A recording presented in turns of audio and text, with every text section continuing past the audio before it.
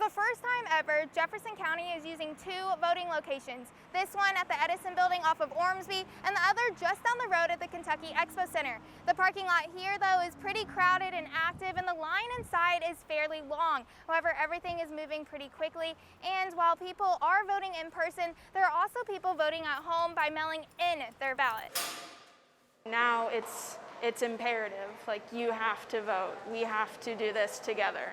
A testament shown by lots of people making their way to the polls this week. I'm hopeful that there'll be more people voting in this off-year election to be able to show that it works and it works well. Because of the pandemic, this year has its own set of obstacles. Usually in Kentucky, if you fit a list of criteria, you can vote early or we'll mail you a ballot.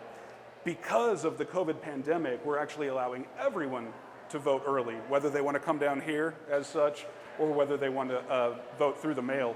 Elected officials like Kentucky Secretary of State Michael Adams and Governor Andy Beshear are making this the most accessible Kentucky election yet. I think the people, the county clerks, and the people with the Secretary of State's office that are responsible for the elections are working just very hard. They're tireless in their efforts to try to make sure that every vote counts. Kentucky received nearly 900,000 absentee ballot requests statewide, and now more than 450,000 have been returned.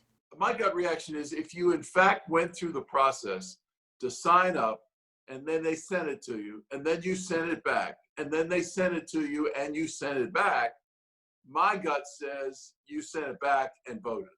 Prior to Kentucky's approval of mail-in ballots, states like Hawaii, Colorado, Oregon, Utah, and Washington conducted all elections by mail. What I have read says they've had little to no problem whatsoever in terms of fraud or anything of that nature. So with that as a base, it shows it can happen. And the nation's service members routinely vote using absentee ballots because they are often stationed far from home. I was on the Board of Elections for many years in Marshall County, where I'm from. The mail-in ballot was always available for the military voters and people like that. And it was a very small portion of the voting that was chosen as an option, but it was always available, and we never had a problem with it. The real challenge is for candidates, understanding how to handle the situation of ballots coming in at different times.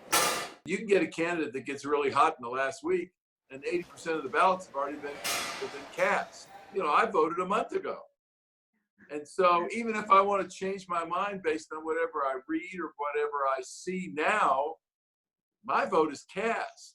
Between absentee ballots, early in-person voting, and day of in-person voting, Kentucky is seeing a record-breaking turnout. So really, really big number increase. It's been all hands on deck. It's always fun to be a part of the election process. That's one of the things that I really enjoy about my job. It's always a little bit different, but certainly this, in my 10 years of experience, this is by far the most different and the most complex.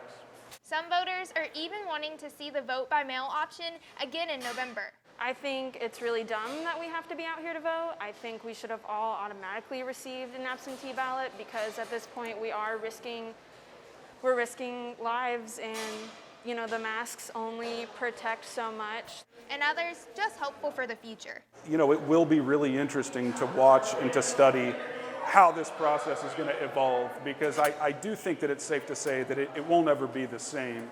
When we look back on this from the other spectrum, we'll see that it all had its place and it all worked out for the good of the country. COVID-19 quickly uprooted the traditional election, and the influx of absentee ballots means that the results from Tuesday won't be ready until June 30th. I'm Molly Jett, Knights Media Network.